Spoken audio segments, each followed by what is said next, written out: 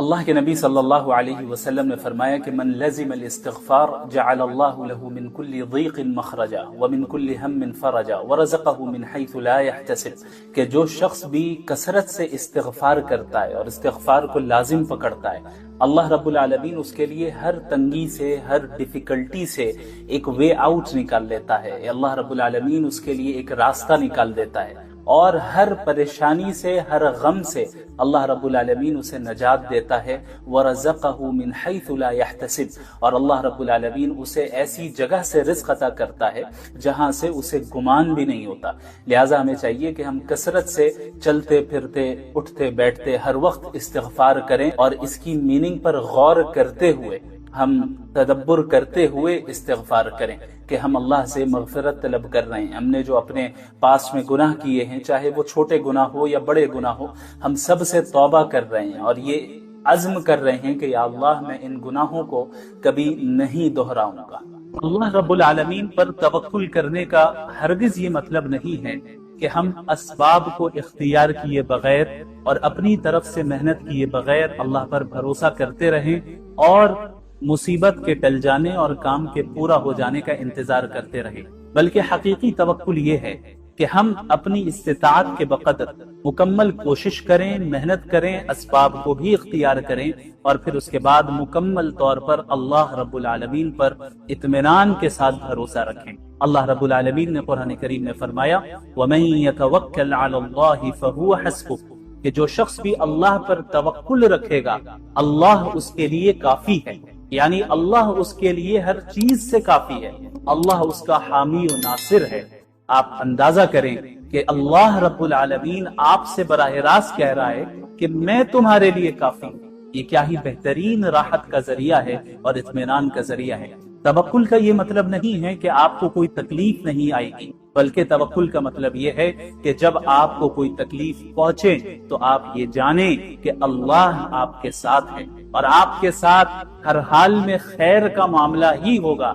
چاہے راستہ کتنا ہی طویل کیوں نہ ہو جائے۔ لہٰذا افسوس نہ کریں، مایوس نہ ہوں، غم نہ کریں، بلکہ کام کریں، محنت کریں، اپنی استطاعت کے بقدر کوشش کریں اور دعا کریں، اور پھر کہیں حسبی اللہ، اللہ میرے لیے کافی ہے۔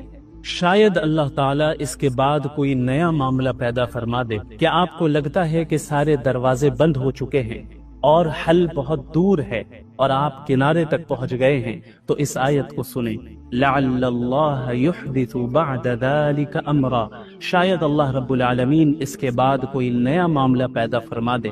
اللہ رب العالمین شاید آپ کے حال کو اچانک بدل دے۔ جی ہاں، اللہ رب العالمین اس بات پر قادر ہے کہ وہ آپ کی تنگی کو خوشادگی سے تبدیل کر دے، آپ کے درد کو رحمت سے تبدیل کر دے، اور آپ کی مایوسی کو کامیابی سے تبدیل کر دے۔ کتنی بار ایسا ہوا کہ آپ نے کسی لمحے کو آخری سمجھا اور وہی لمحہ آپ کے گمان سے زیادہ خوبصورت آغاز بن گیا۔ لہٰذا اپنے رب پر بھروسہ رکھیں، جلدی نہ کریں، مایوس نہ ہوں، اور یہ نہ سمجھیں کہ دیر ہونے کا مطلب بھول جانا ہے۔ تقدیر اللہ کے منصوبے سے چلتی ہے اور وہ آپ پر آپ سے زیادہ مہربان ہے۔ آپ صلی اللہ علیہ وسلم کی احادیث میں اور اس سے پہلے خود قرآن کریم میں اس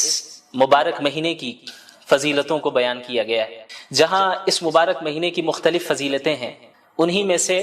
ایک خاص فضیلت اس مہینے کو جو حاصل ہے وہ یہ ہے کہ قرآن کریم کے نزول کی ابتدا اسی مہینے میں ہوئی۔ اسی لیے قرآن کریم میں اللہ رب العالمین نے سورۃ البقرہ میں فرمایا کہ رمضان کا مہینہ ہے جس میں قرآن کریم کو نازل کیا گیا، جو کہ تمام انسانیت کے لیے ہدایت نامہ ہے۔ تو ہمیں اس آیت سے معلوم چلا کہ رمضان کے مہینے کا قرآن کریم سے اور قرآن کریم کا رمضان کے مہینے سے ایک گہرا تعلق ہے،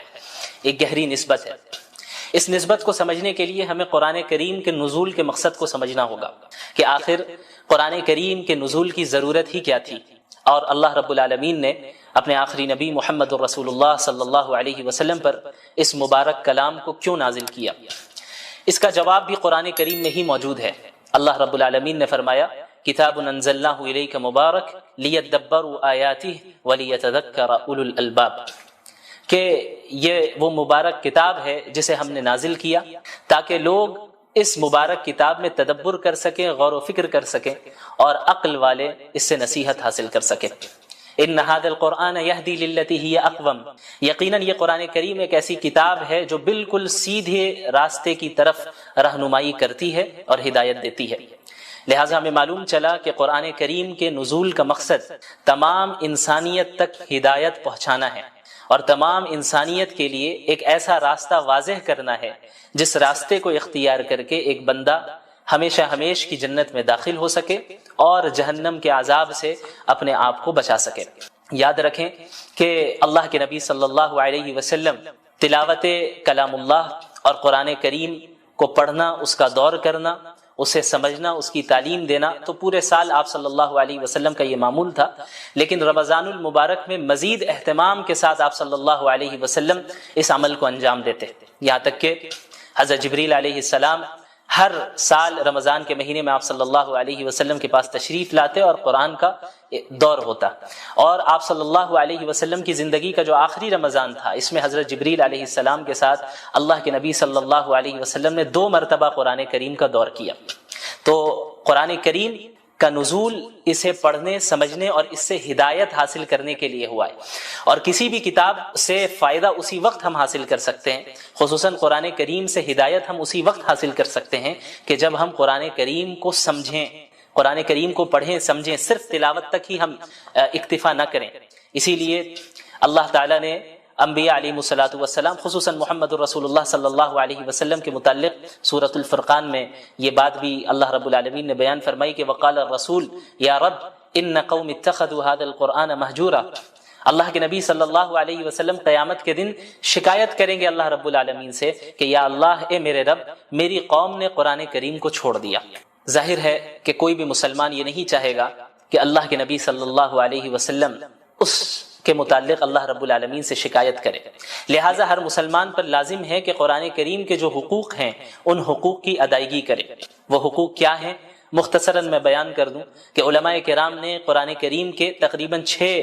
حقوق بیان کیے ہیں۔ سب سے پہلا حق تو یہ ہے کہ پورے قرآن کریم پر ایمان لانا کہ اللہ رب العالمین نے اس کلام کو نازل کیا ہے، اس کے الفاظ بھی اللہ کے ہیں، اس کے معنی بھی اللہ کے ہیں، اور اس میں کسی بشر کے کلام کا کوئی دخل نہیں، کسی مخلوق کے کلام کا کوئی دخل نہیں۔ سورۃ الفاتحہ سے لے کے سورۃ الناس تک ایک ایک آیت بلکہ ایک ایک حرف اللہ رب العالمین کی جانب سے نازل کردہ ہے، اور اس کی اتباع کرنا قیامت تک کے لوگوں کے لیے واجب ہے، ضروری ہے، اور اس سے انحراف اختیار کر کے کوئی بھی شخص کامیابی حاصل نہیں کر سکتا۔ قرآن کریم کا دوسرا حق ہے اس کی تعظیم کرنا، کہ چونکہ یہ ایک مقدس کتاب ہے، یہ اللہ کا کلام ہے، یہ کسی عام انسان کا کلام نہیں ہے، کسی مخلوق کا کلام نہیں ہے، یہ اللہ رب العالمین کے ڈیوائن ورڈز ہیں، یہ اللہ رب العالمین کے الفاظ ہیں، اس کے معنی ہیں، اور اس کی طرف سے نازل کردہ کلام ہے، لہٰذا اس کلام کی اس طرح تعظیم کی جائے جس طرح تعظیم کرنا رسول اللہ صلی اللہ علیہ وسلم نے ہمیں سکھایا ہے۔ اسی طرح قرآن کریم کا جو تیسرا حق ہے وہ قرآن کریم کی تلاوت کرنا ہے،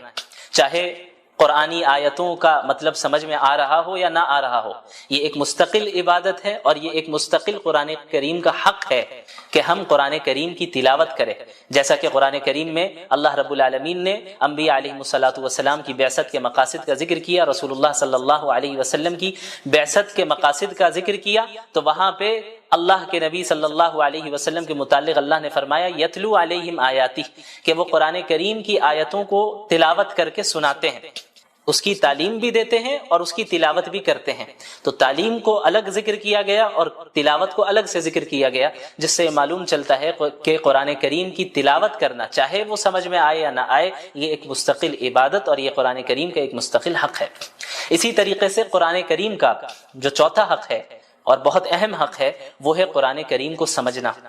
کیونکہ قرآن کریم کا نزول محض تلاوت کے لیے نہیں ہوا، قرآن کریم کا نزول محض رقیہ کرنے کے لیے نہیں ہوا، قرآن کریم کا جو نزول ہوا ہے وہ اس میں تدبر کرنے کے لیے ہوا ہے، جیسا کہ اللہ نے فرمایا کتاب انزلناہ الیک مبارک لیدبروا آیاتہ، کہ ہم نے اس مبارک کتاب کو آپ پر نازل ہی اس لیے کیا ہے تاکہ لوگ اس میں تدبر کریں، غور و فکر کریں۔ لہٰذا یہ ہر مسلمان کی ذمہ داری ہے کہ اپنے رب کے کلام کو سمجھیں، سیکھیں، اور خصوصاً رمضان المبارک میں قرآن کو پڑھنے، اس کی تلاوت کرنے اور اس کو سمجھنے کا اہتمام کریں، کثرت کے ساتھ کریں، چونکہ اس مہینے کا قرآن کریم سے بڑا گہرا تعلق ہے۔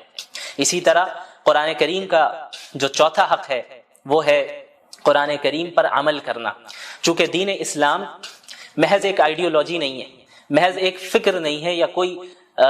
فلسفہ نہیں ہے کہ جسے کسی نے پیش کر دیا اور جس کا عملی زندگی سے کوئی تعلق نہیں ہے، بلکہ قرآن کریم ایک پریکٹیکل زندگی گزارنے کی ہدایت کرتا ہے اور اس میں رہنمائی کرتا ہے کہ ایک مسلمان اپنی زندگی کو کس طرح گزارے، ایک انسان اپنی جلوت کو اور اپنی خلوت کو کس طرح گزارے، پبلک لائف اور پرائیویٹ لائف میں کس طرح لوگوں کے ساتھ معاملات کریں، اس کا اللہ کے ساتھ کس طرح تعلق ہو، اس کا اپنے نفس کے ساتھ کس طرح تعلق ہو، ان ساری چیزوں کے متعلق قرآن کریم رہنمائی کرتا ہے۔ لہٰذا یہ ضروری ہے کہ ہم قرآن کے اس 5ویں حق کو بھی ادا کریں جو کہ ہے قرآن کریم پر عمل کرنا، قرآن کریم پر عمل کرنا۔ اور جب ایک انسان قرآن کریم پر عمل کرے گا اسی کے متعلق اللہ رب العالمین نے کامیابی اور نعمتوں کا وعدہ کیا ہے، جیسا کہ کئی جگہ آپ کو قرآن کریم میں اس کا ذکر ملے گا، ان الذین آمنوا وعملوا الصالحات، الذین آمنوا وعملوا الصالحات، جنہوں نے ایمان لایا اور جنہوں نے نیک اعمال کیے، یعنی قرآن کریم پر عمل کیا۔ لہٰذا عمل کرنا یہ قرآن کریم کا 5واں حق ہے اور بہت اہم حق ہے۔ اسی طرح قرآن کریم کا جو چھٹا حق ہے جو کہ علماء کرام نے بیان کیا ہے، اور یہ بھی بہت اہم ہے، ان حقوق میں سے ہر ایک حق اپنی جگہ پہ اہمیت کا حامل ہے اور ان سب کو ادا کرنا ضروری ہے۔ جو چھٹا حق ہے قرآن کریم کا وہ ہے اس قرآن کریم کی تبلیغ کرنا۔ یا ایھا الرسول بلغ ما انزل الیک من ربک، یہ حکم سب سے پہلے اللہ رب العالمین نے محمد رسول اللہ صلی اللہ علیہ وسلم کو دیا، اور محمد رسول اللہ صلی اللہ علیہ وسلم کے واسطے سے تمام امت مسلمہ کو دیا۔ اللہ رب العالمین نے فرمایا کہ اے رسول، آپ کے رب کی طرف سے جو کچھ آپ پر نازل ہو رہا ہے اس کی تبلیغ کریں، اسے دوسروں تک پہنچائے، کیونکہ دین اسلام محض کوئی نسلی مذہب نہیں ہے جس طرح یہودیت ہے جو کہ ایک نسلی مذہب ہے۔ قرآن کریم اور دین اسلام اس طرح نہیں ہے، دین اسلام کا دروازہ تو ہر ایک کے لیے کھلا ہے، جو بھی ایمان قبول کر لے، جو بھی اسلام میں داخل ہو جائے، جو بھی قرآن کو سچا کلام مان لے، جو بھی صحیح عقائد اختیار کر لے، اعمال صالحہ کرے، اس کے لیے جنت کا وعدہ ہے، اس کے لیے اللہ کی نعمتوں کا وعدہ ہے۔ تو یہ جو امت ہے، امت مسلمہ، یہ امت دعوت ہے، جیسا کہ سورۃ البقرہ میں اللہ نے فرمایا کنتم خیر امت اخرجت للناس، کہ تم وہ امت ہو جسے تمام انسانوں کے لیے نکالا گیا، محض مسلمانوں کے لیے نہیں، محض مخصوص خاندان کے لیے نہیں، محض مخصوص علاقے والوں کے لیے نہیں، للناس اللہ نے فرمایا کہ تمام انسانیت کے لیے اللہ رب العالمین نے اس امت کو بھیجا ہے۔ تأمرون بالمعروف وتنہون عن المنکر، کہ تم انہیں نیکیوں کا حکم دو اور برائیوں سے روکو، وتؤمنون باللہ، اور تم ایک اللہ پر ایمان رکھو۔ لہٰذا قرآن کریم کا یہ چھٹا حق ہے کہ ہم قرآن کریم کی تبلیغ اور اس کی اشاعت کریں، تمام اقوام عالم تک قرآن کریم کے پیغام کو پہنچائیں اور اس فریضے کو ادا کریں جو فریضہ اللہ کے نبی صلی اللہ علیہ وسلم کو اللہ تعالیٰ نے دیا، اور اللہ تعالیٰ کے نبی صلی اللہ علیہ وسلم نے خصوصاً حجۃ الوداع کے موقع پہ امت مسلمہ کو سونپا، اور آپ صلی اللہ علیہ وسلم نے فرمایا تھا کہ فَلْيُبَلِّغِ الشَّاهِدُ الْغَائِبُ، تم میں سے جو بھی موجود ہے میری بات ان تک پہنچا دے جو یہاں پر موجود نہیں ہیں۔ تو یہ سلسلہ تبلیغ کا اور قرآن کریم کی اشاعت کا عہد نبوی سے جاری رہا، یہاں تک کہ آج اس صدی میں بھی ہم تک اسی طرح قرآن کریم پہنچا، اپنی تمام تفصیلات کے ساتھ، تمام تفسیر کے ساتھ، تمام تشریح کے ساتھ، اور اب یہ ہماری ذمہ داری ہے کہ قیامت تک کے لوگوں کے لیے ہم اسے جاری رکھیں اور اس کے پیغام کو عام کریں۔ تو جب ہم قرآن کریم کے نزول کے حقیقی مقاصد کو سمجھیں گے اور قرآن کے حقوق کو سمجھیں گے تو قرآن کریم کے ساتھ وقت گزارنے میں بھی ہمیں لذت محسوس ہوگی۔ خصوصاً رمضان کا مہینہ بہت ہی بابرکت مہینہ ہے، جس میں عبادتوں کی جو نیکیاں ہیں، جو اس کا ثواب ہے، وہ بہت بڑھ جاتا ہے۔ اور اللہ کے نبی صلی اللہ علیہ وسلم تو اس رمضان کے مہینے کی راتوں میں تلاوت کا اہتمام فرمایا کرتے تھے، نمازوں کی شکل میں، قیام اللیل کی شکل میں، تراویح کی شکل میں، تہجد کی شکل میں آپ صلی اللہ علیہ وسلم پڑھتے، صحابہ کرام پڑھتے۔ اور رمضان المبارک میں ہمارے سلف صالحین میں کتنے ایسے گزرے ہیں جنہوں نے کئی مرتبہ قرآن کریم کو ایک مہینے میں پڑھا اور صرف پڑھا ہی نہیں بلکہ اس کو سمجھا، اس میں تدبر کیا، اس سے نصیحتیں حاصل کی، عبرتیں حاصل کی۔ لہٰذا ہماری یہ ذمہ داری ہے کہ رمضان المبارک کو ہم اس طرح گزاریں جس طریقے سے اللہ کے نبی صلی اللہ علیہ وسلم نے گزارا۔ یہاں تک کہ بعض سلف صالحین کے معمول کا ذکر ہوتا ہے کہ بڑے بڑے محدث جو پورے سال حدیث کا درس دیا کرتے تھے، جب رمضان المبارک کا مہینہ شروع ہوتا تو حدیث کے دروس، فقہ کے دروس، ساری چیزوں کو موقوف کر دیتے اور مکمل طور پہ اپنے آپ کو قرآن کریم کے درس، قرآن کریم کی تدریس کے ساتھ مشغول کر دیا کرتے ہیں، اس کو پڑھنے اور اس کو پڑھانے میں اپنے آپ کو مصروف رکھتے کہ چونکہ اس مبارک مہینے کا قرآن کریم سے بڑا گہرا تعلق ہے، لہٰذا اس مبارک مہینے میں ہم زیادہ سے زیادہ قرآن کریم کے ساتھ ہی وقت گزاریں گے۔ اللہ کے نبی محمد الرسول اللہ صلی اللہ علیہ وسلم کی احادیث کا مطالعہ کریں گے تو آپ کو معلوم ہوگا کہ پچھلی قوموں کے اوپر بھی اس طرح کی آزمائشیں آئیں، جو اللہ کے ماننے والی قوم تھی، ایسی قوم جو انبیاء کی اطاعت کرنے والی تھی، انہیں بھی مصائب سے، مشکلات سے دوچار کیا گیا، یہاں تک کہ خود انبیاء علیہم السلام مصائب اور مشکلات سے دوچار ہوئے، اور محمد الرسول اللہ صلی اللہ علیہ وسلم جو سید الانبیاء ہیں، افضل الانبیاء ہیں، انہیں سب سے زیادہ اس دنیا میں تکلیف پہنچائی گئی۔ اگر محض ایمان لے آنے کا نتیجہ یہ ہوتا کہ اس دنیا میں بھی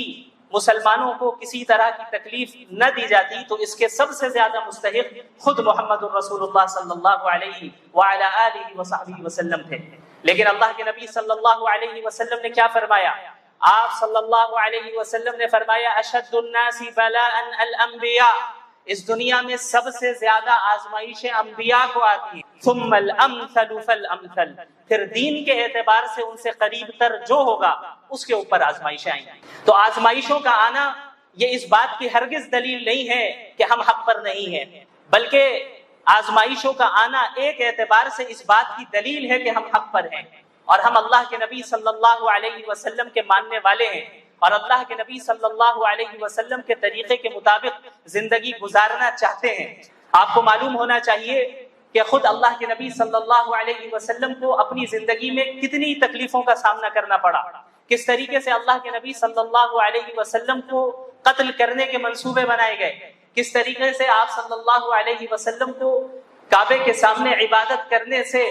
مشرکین مکہ روکا کرتے تھے۔ ایک مرتبہ اللہ کے نبی صلی اللہ علیہ وسلم سجدے کی حالت میں تھے کہ ایک مشرک آیا اور آپ صلی اللہ علیہ وسلم کے اوپر اونٹ کی گندگی کو، جھڑی کو آپ صلی اللہ علیہ وسلم کے اوپر ڈال دیتا ہے۔ اسی طرح ایک مرتبہ اللہ کے نبی صلی اللہ علیہ وسلم حرم میں موجود تھے، ایک مشرک آگے بڑھتا ہے اور ایک چادر کے ذریعے آپ صلی اللہ علیہ وسلم کے گلے پر پھندا ڈالتا ہے اور اسے کھینچتا ہے، یہاں تک کہ حضرت ابو بکر رضی اللہ عنہ قریب آتے ہیں اور اللہ کے نبی صلی اللہ علیہ وسلم سے اس مشرک کو دور کرتے ہیں۔ اسی طرح اللہ کے نبی صلی اللہ علیہ وسلم کو کس طریقے سے طائف میں لہو لہان کیا گیا، آپ صلی اللہ علیہ وسلم اسی دین کے خاطر گئے تھے۔ اب یہ کون سی شخصیت ہے؟ یہ شخصیت وہ ہے جو اللہ کے نزدیک محبوب ترین شخصیت ہے۔ اللہ چاہتے تو انہیں اتنی آزمائشوں سے نہیں گزارتے، اللہ رب العالمین اس بات پر قادر تھے کہ بغیر کسی تکلیف پہنچے اللہ کے نبی صلی اللہ علیہ وسلم پر پورے جزیرۃ العرب کے تمام لوگ ایمان لے آتے ہیں، لیکن اللہ کے نبی صلی اللہ علیہ وسلم کو بھی آزمائشوں سے گزارا گیا۔ کیوں؟ تاکہ قیامت تک کی امت کے لیے وہ ایک نمونہ بن سکے، قیامت تک کی امت کے لیے وہ ایک رول ماڈل بن سکے، امت نصیحت حاصل کر سکے کہ ان مواقع میں اللہ کے نبی صلی اللہ علیہ وسلم کی سنت کیا رہی، ان حالات میں اللہ کے نبی صلی اللہ علیہ وسلم نے کس طرح مشرکین کے ساتھ ڈیل کیا، ان حالات میں اللہ کے نبی صلی اللہ علیہ وسلم نے مسلمانوں کو کس طرح تیار کیا، منظم کیا۔ چونکہ آپ صلی اللہ علیہ وسلم کو قیامت تک کے لوگوں کے لیے نمونہ بنانا تھا، اسی لیے اللہ کے نبی صلی اللہ علیہ وسلم کو بھی ان آزمائش سے گزارا گیا، ان آزمائشوں سے گزارا گیا۔ 3 سال تک مشرکین مکہ نے شعب ابی طالب میں اللہ کے نبی صلی اللہ علیہ وسلم، مسلمان اور آپ کے خاندان والوں کا مکمل سوشل بائیکاٹ کیا، مکمل سوشل بائیکاٹ کیا، یہاں تک کہ مسلمانوں کے بچے ایک ایک دانے کے لیے ترس رہے تھے۔ یہ صورتحال گزری رسول اللہ صلی اللہ علیہ وسلم پر، اور آپ صلی اللہ علیہ وسلم کے صحابہ کرام نے بھی اسی طرح کی قربانیاں دی۔ آپ کو معلوم ہے حضرت بلال رضی اللہ عنہ، ان کا نام آپ نے سنا ہے، کس طریقے سے حضرت بلال رضی اللہ عنہ نے اسلام قبول کیا۔ ظاہر ہے اللہ کے نبی صلی اللہ علیہ وسلم کی جس جگہ بعثت ہوئی، جس زمانے میں بعثت ہوئی، یہ ایک ایسا زمانہ تھا جہاں انسانیت اپنی انتہا اور پستی کی انتہا تک پہنچ چکی، جہاں غلاموں کو ان کے حقوق نہیں دیے جاتے تھے، سلیوز کو ان کے فنڈامنٹل ہیومن رائٹ سے بھی محروم رکھا گیا تھا۔ ایسے موقع پہ جب حضرت بلال رضی اللہ عنہ نے اللہ کے نبی صلی اللہ علیہ وسلم کی تعلیمات کو سنا کہ یہ غلام تمہارے بھائی ہیں، انہیں وہی کھلاؤ جو خود کھاتے ہو، انہیں وہی پہناؤ جو خود پہنتے ہو، انہیں اتنا بوجھ نہ دو کہ وہ اسے پورا نہ کر پائے، اور اگر کوئی بھاری کام دینا بھی پڑ جائے تو تم خود ان کا تعاون کرو۔ اللہ کے نبی صلی اللہ علیہ وسلم کی ایسی تعلیمات جن کو سن کر حضرت بلال رضی اللہ عنہ اسلام کی طرف مائل ہوئے اور دل و دماغ میں ایمان راسخ ہو گیا، یہاں تک کہ ان کا جو مالک تھا حضرت بلال رضی اللہ عنہ کو چلچلاتی دھوپ میں تپتی ہوئی ریت کے اوپر رکھتا۔ مکہ المکرمہ کی گرمی سے ہم سب واقف ہیں، جو بھی وہاں گئے ہیں جانتے ہیں کہ کس طرح کی شدید گرمی ہوتی ہے۔ وہاں کی تپتی ہوئی ریت کے اوپر حضرت بلال رضی اللہ عنہ کو رکھا جاتا اور ان کے سینے کے اوپر بھاری پتھر رکھا جاتا اور بار بار یہ کہا جاتا کہ تم محمد کے اتباع سے پیچھے ہٹو۔ اور وہ کیا کہتے؟ احد احد، صرف ایک اللہ، صرف ایک اللہ۔ آخر کیا چیز تھی جو حضرت بلال رضی اللہ عنہ کے اندر داخل ہو گئی تھی؟ ایک ایسی چیز جو انہیں دنیا کی ہر طرح کی تکلیفوں کو جھیلنے کے لیے تیار کر رہی تھی اور انہیں مضبوطی دے رہی تھی، انہیں طاقت دے رہی تھی۔ حضرت سمیہ رضی اللہ عنہا جو اسلام کی سب سے پہلی شہیدہ ہے، کس طریقے سے، کس بے دردی کے ساتھ اور بے رحمی کے ساتھ انہیں شہید کیا گیا، ان کی شرمگاہ میں نیزہ مارا گیا اور انہیں شہید کر دیا گیا۔ حضرت مصعب بن عمیر رضی اللہ عنہ یہ صحابی رسول ہیں، آپ کو معلوم ہوگا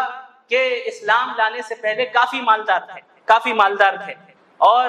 200 درہم کا کپڑے پہنا کرتے تھے اور کافی قیمتی خوشبو اور عطر کو استعمال کیا کرتے تھے، بڑی لگژریس لائف گزارتے تھے، ناز و نعام میں پلنے والے تھے۔ لیکن جب انہوں نے اسلام قبول کر لیا، ان کی زندگی میں انقلاب آ گیا۔ ایک انسان، ہم اور آپ اپنے اوپر ذرا غور کریں، ہم اپنے کمفرٹ زون سے باہر نہیں آنا چاہتے، ہمیں اپنی زندگی میں ذرا سی تکلیف آ جائے تو ہم اللہ سے شکایت کرتے ہیں، ذرا سی تکلیف آ جائے تو ہم یہ شکایت کرتے ہیں کہ ہمارے ہی ساتھ ایسا کیوں ہوا۔ حضرت مصعب بن عمیر کے بارے میں سنیے۔ حضرت مصعب بن عمیر رضی اللہ عنہ وہ ہیں جو کافی مالدار تھے۔ انہوں نے جب اسلام قبول کیا تو ان کے جو چچا تھے انہوں نے ان سے کہا کہ تم اگر اپنے باپ کے دین کو چھوڑ رہے ہو تو پھر یہ جو مال تمہیں حاصل ہے یہ بھی تمہارے باپ کا ہی کمایا ہوا مال ہے، لہٰذا تمہیں اسے چھوڑنا ہوگا۔ انہوں نے یہ بات اس لیے کہی کہ شاید مصعب بن عمیر رضی اللہ عنہ ان کی اس بات سے ڈر جائیں، چونکہ زندگی پر لگژریس لائف میں رہے اور اب سارے مال و دولت چھیننے کی بات ہو رہی ہے تو شادی میں رمضان میں زیادہ سے زیادہ اضافہ ہو جاتا ہے، اور اللہ نے فرمایا اجیب دعوت الداع، کوئی بھی بندہ مجھے پکارتا ہے میں جواب دیتا ہوں۔ یا یہ نہیں کہا کہ کوئی عالم پکارے، کوئی بزرگ پکارے، کوئی ولی پکارے تبھی میں جواب دوں گا، نہیں، پکارنے والا مجھے پکارتا ہے۔ اب پکارنے والا جتنا بڑا گناہ گار ہو وہ بھی ایک مرتبہ اللہ کو دل سے پکارے گا، اسی وقت اللہ رب العالمین جواب دیتے ہیں۔ تو یاد رکھیے رمضان کا مہینہ ایسا ہے جہاں اللہ نے رحمت کے دروازوں کو کھولا ہے اور آپ کو بلا رہا ہے۔ اللہ تیار ہے آپ کی مغفرت کرنے کے لیے اور آپ کو معاف کرنے کے لیے، بس انتظار ہمارے اور آپ کی توبہ کا ہے۔ ہم بس توبہ کر کے رجوع کر لیں، اللہ تو منتظر ہے، اللہ انتظار کر رہا ہے کہ یہ میرا بندہ اور میری بندی میرے پاس کب لوٹ کر آئیں، یہ واپس لوٹ کر آئیں۔ اور اتنی اپورچونٹیز ہماری اس دنیا میں اللہ نے ہمیں دے رکھی ہیں، اگر ہم ان تمام اپورچونٹیز کو ضائع کر دے رہے ہیں تو پھر کیا حاصل ہے؟ کچھ حاصل نہیں ہے۔ پھر رمضان میں اتنی اپورچونٹیز ہیں۔ عام دنوں میں اللہ کے نبی نے کیا فرمایا صلی اللہ علیہ وسلم، وقت تھوڑا سا زیادہ ہو رہا ہے بس میں مکمل کروں گا، کہ عام دنوں میں رات کے آخری حصے میں اللہ رب العالمین بندوں کی طرف متوجہ ہوتا ہے اور کیا کہتا ہے؟ کوئی ہے پکارنے والا جو مجھے پکارے تو میں اسے دوں، کوئی ہے رزق مانگنے والا میں اسے رزق دوں، کوئی ہے مغفرت طلب کرنے والا میں اسے معاف کروں۔ یہ ہر رات ہوتا ہے، رمضان میں نہیں، ہر رات ہوتا ہے۔ اب آپ بتائیے پورے سال یہ اپورچونٹی ہمارے پاس ہوتی ہے، لیکن ہم میں کتنے ایسے ہیں جو اس اپورچونٹی کو اس کا صحیح فائدہ اٹھاتے ہیں؟ غور کرنے کی بات ہے۔ اور پھر رمضان کی اپورچونٹی الگ سے دے رکھی ہے اللہ نے، رمضان کے پورے مہینے، صحیح روایت ہے، کئی محدثین نے اس روایت کو صحیح قرار دیا ہے کہ رمضان کے ہر دن اور ہر رات اللہ رب العالمین ایک بڑی تعداد کو جہنم سے نجات دیتا ہے۔ تو ہمیں اللہ سے ہر وقت امید لگائے رکھنی ہے. افطار کے وقت بھی جو ہے دعا کا اہتمام کرنا ہے. عموماً عورتوں کا کیا مسئلہ ہوتا ہے کہ مجبور بھی ہو جاتی ہیں بیچاری کہ انہیں پکوڑے تلنے میں وہ مصروف ہے, اس وقت دعا کا اہتمام نہیں ہو رہا ہے. تو گھر والوں کو بھی سمجھنا چاہیے, مردوں کو بھی ان چیزوں کو میں کوپریٹ کرنا چاہیے کہ یہ مہینہ کھانے کے لیے نہیں ہے. ہاں جتنا آپ کر سکے اچھی بات ہے, لیکن ہر ایک کو عبادت کرنے کی توفیق دے, ایک دوسرے کا ہیلپ کرے. یہ نہیں کہ عورتیں غلام ہوتی ہیں, بیوی غلام ہوتی ہیں, باندیوں کی طرح کھٹتی رہے اور وہ کام کرتی رہے, آپ عبادت کرتے رہے ماشاءاللہ, یہ بھی نہیں. اور اسی طرح عورتوں کی بھی ذمہ داری ہے کہ یہ نہیں کہ شوہر خالی آپ کا ATM مشین ہے اور وہ جو ہے باہر سے بازار سے سامان لاتا رہے گا اور یہ کرتا رہے. آپ گھر میں جو ہے آرام سے رہنا چاہیے اور سامنے والا میرا شوہر جیسا بھی رہ رہا ہے کوئی فرق نہیں پڑتا, یہ بھی غلط ہے. تو یہ جو زندگی ہے ایک دوسرے کے ساتھ تعاون کر کے, ایک دوسرے سے محبت کر کے, ایک دوسرے کا خیال رکھ کے اور ایک دوسرے کے لیے قربانی دے کر آگے بڑھے گی. اور پھر اسی زندگی میں جب ہم ایک دوسرے کے لیے قربانی دیں گے, دنیاوی چیزوں میں بھی اور آخرت کی چیزوں میں بھی فکر کریں گے کہ بھائی میری بیوی نے نماز پڑھی یا نہیں پڑھی, میرے شوہر نے نماز پڑھی یا نہیں پڑھی, میرے والدین نے نماز پڑھی یا نہیں پڑھی, میری اولاد کو موقع ملا کہ نہیں ملا نماز پڑھنے کا. ان تمام چیزوں کا جب ہم لحاظ رکھیں گے تو ہمارے گھر میں ایک مبارک اور بابرکت اسلامی معاشرہ اور ماحول قائم ہو جائے گا. اور اللہ رب العالمین سے امید ہے کہ ہم اللہ کے مقرب بندوں میں شامل ہو جائیں گے. لا يحب اللہ الجہر بالسوء من القول الا من ظلم. اللہ تعالیٰ نے اس میں یہ بیان فرمایا کہ اللہ تعالیٰ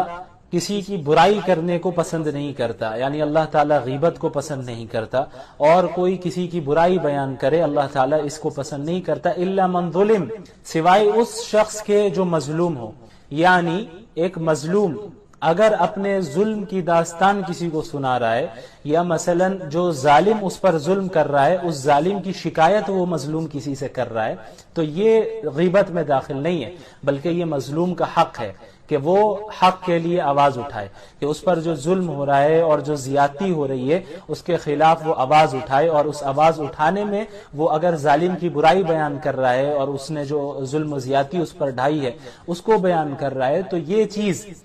غیبت میں ہرگز داخل نہیں ہے, یہ اس کا حق ہے. اس کے بعد یہود کے دعوے کی تردید کی جاتی ہے. یہودیوں کا دعویٰ تھا کہ انہوں نے حضرت عیسیٰ علیہ السلام کو قتل کر دیا, سولی پر چڑھا دیا. تو اللہ تعالیٰ نے اس کی تردید کی اور فرمایا کہ وما قتلوه وما صلبوه ولكن شبه لهم, کہ ان لوگوں نے, ان یہودیوں نے نہ ہی حضرت عیسیٰ کو قتل کیا اور نہ ہی انہیں سولی پر چڑھایا, بلکہ اللہ تعالیٰ نے انہیں آسمان میں حفظ و امان کے ساتھ اٹھا لیا. بر رفعہ اللہ الیہ, اللہ تعالیٰ نے زندہ ہی حضرت عیسیٰ کو آسمان میں اٹھایا. جیسا کہ میں نے کہا تھا کہ اہل السنت والجماعت کا یہ عقیدہ ہے کہ حضرت عیسیٰ علیہ السلام اس وقت بھی آسمان پر موجود ہیں, یعنی زندہ موجود ہے جس طرح ہم اور آپ زندہ ہے, اور قیامت کے قریب زمانے میں ان کا نزول ہوگا اور وہ دجال کا مقابلہ کریں گے. لیکن یہودیوں کو یہ شبہ ہو گیا کہ بھئی انہوں نے انہیں قتل کر دیا, قتل سولی پر چڑھایا انہوں نے کسی اور کو, وہ حضرت عیسیٰ نہیں تھے, لیکن وہ سمجھ بیٹھے کہ یہی حضرت عیسیٰ ہے. بہرحال اس کے بعد پھر کرسچنز کے عقیدہ تثلیث کی بھی تردید اللہ تعالیٰ نے کی, یعنی جو ٹرینٹی کا عقیدہ ہے, ٹرینٹی کا نظریہ ہے, کہ ان میں سے بعض فرقوں کا یہ کہنا ہے کہ العیاذ باللہ اللہ تعالیٰ کے 3 اجزاء ہیں, ایک جز فادر کا ہے, ایک جز ہولی اسپرٹ کا ہے, اور دوسرا جز حضرت عیسیٰ کا ہے, اور ان تینوں کے مجموعے کا نام گاڈ ہے, خدا ہے, الیاذ باللہ. تو اللہ تعالیٰ نے منع کیا اور اس کی تردید کی. ولا تقولوا ثلاثہ, ٹرینٹی کے عقیدے کے قائل نہ ہو, عقیدہ تثلیث کے قائل نہ ہو. اللہ صرف ایک ہے, اور اللہ کی ذات اس چیز سے پاک ہے کہ وہ کسی کو بیٹا بنائے, اپنا شریک بنائے. بہرحال اس میں حضرت عیسیٰ علیہ السلام کے متعلق ہی پھر اس صورت میں ذکر ہوتا ہے. پھر اس کے بعد کلالہ کی میراث کا حکم ہے. کلالہ ایسے شخص کو کہتے ہیں جس کی کوئی نہ اولاد بھی نہ ہو اور والدین بھی نہ ہو, تو اب اس کی وراثت کا کیا کیا جائے گا, اس کی تفصیلات بتائی جا رہی ہے. کہ ایک بہن ہو تو اسے نصف دیا جائے گا, یعنی جو کچھ بھی وہ چھوڑ کر گیا ہے, اور اس کے علاوہ 2 یا 2 سے زیادہ بہنیں ہوں تو پھر 2/3 حصہ ملے گا, 2/3 ملے گا. اور بھائی ہو تو پھر بھائی کو وراثت مل جائے گی. بھائی بہن دونوں ہو تو مذکر مؤنث کا جو یہ قاعدہ ہے کہ بھائی کو, بیٹے کو, یعنی لڑکے کو دگنا ملے گا لڑکی کے مقابلے میں, کیونکہ فائنینشیل جو ذمہ داری ہے وہ اللہ تعالیٰ نے لڑکوں پر دی ہے, عورتوں پر نہیں دی ہے. تو اس لیے مردوں کو دگنا دیا جاتا ہے, لڑکے کو دگنا دیا جاتا ہے, اور اس کا اس کے مقابلے میں آدھا اس کو عورت کو دیا جاتا ہے، کیونکہ مرد کو اپنے اوپر بھی خرچ کرنا ہے، اور ماں باپ ہے تو ان پر بھی خرچ کرنا ہے، اولاد ہے تو ان پر بھی خرچ کرنا ہے، بیوی ہے تو اس پر بھی خرچ کرنا ہے، تو کیا ہے کہ اب اس کے اوپر بوجھ ہے فائنینشیل، تو اس لیے اس کو ہلکا کرنے کے لیے اللہ تعالیٰ نے مردوں کو زیادہ وراثت دی۔ اور چونکہ عورتوں کے ساتھ ایسا کوئی مسئلہ نہیں ہے، اس کو کسی اور پر خرچ کرنے کی ضرورت نہیں ہے، یعنی ذمہ داری اس پر نہیں ہے، وہ اپنے اوپر ہی صرف خرچ کرنا چاہے کر سکتی ہے، رکھنا چاہے رکھ سکتی ہے، کسی کو دینا چاہے دے سکتی ہے، اس کے اوپر ذمہ داری نہیں ہے کہ وہ دوسروں کی مالی ضروریات کو پورا کرے اپنے رشتہ داروں میں سے، یعنی شوہر کا مسئلہ ہو، اولاد کا مسئلہ ہو، یہ ساری چیزیں مردوں پر ہے، اس لیے جو ہے مرد کو زیادہ دیا جاتا ہے، یہ بات ذہن میں رہے۔ تو اب سورۃ المائدہ کی ابتدا ہوتی ہے۔ سورۃ المائدہ، مائدہ کہتے ہیں عربی زبان میں دسترخوان کو، کیونکہ اس سورت میں اس بات کا ذکر ہے کہ حضرت عیسیٰ علیہ السلام نے اللہ تعالیٰ سے دعا کی تھی کہ یا اللہ آسمان سے آپ دسترخوان کا نزول فرمائیے، تو اللہ تعالیٰ نے ان کی دعا کو قبول کیا، تو اس بنیاد پر، اس وجہ سے، اس مناسبت سے اس سورت کو سورۃ المائدہ کہتے ہیں۔ اچھا، اس کی ابتدا ہوتی ہے یا ایھا الذین آمنوا اوفوا بالعقود، کہ اے ایمان والوں معاہدے کو پورا کرو، عہد کو پورا کرو، خلاف ورزی نہ کرو، تم نے کوئی ایگریمنٹ کر رکھا ہے تو اس کو پورا کرنا ہے۔ اب دیکھیں، معاہدات کی دو قسمیں ہو سکتی ہے، ایک معاہدہ تو وہ ہے جو اللہ اور بندوں کے درمیان ہے، کہ ہم نے اللہ سے معاہدہ کر رکھا ہے کہ ہم اللہ کے دین پر عمل کریں گے، اللہ کے احکامات پر عمل کریں گے، اور اللہ نے جن چیزوں سے ہمیں روکا ہے ان چیزوں سے بچیں گے، تو ان معاہدات کو بھی پورا کرنے کا حکم ہے۔ اور اس کے علاوہ وہ معاہدات جو بندوں سے کرتے ہیں، لوگوں کے درمیان آپس میں ایک دوسرے کا جو معاملات ہوتے ہیں، لین دین کا مسئلہ ہے، اس میں جو معاہدہ اور ایگریمنٹس کرتے ہیں ہم، تو اس کی بھی جو ہے اس کا بھی لحاظ رکھنا اور اس کو پورا کرنا ضروری ہے۔ عہد کی خلاف ورزی کرنا یہ بہت بڑا جرم ہے، اور یہ ایک مومن کی شان نہیں ہے کہ وہ معاہدے اور ایگریمنٹ کی خلاف ورزی کرے۔ اس کے بعد پھر اللہ تعالیٰ نے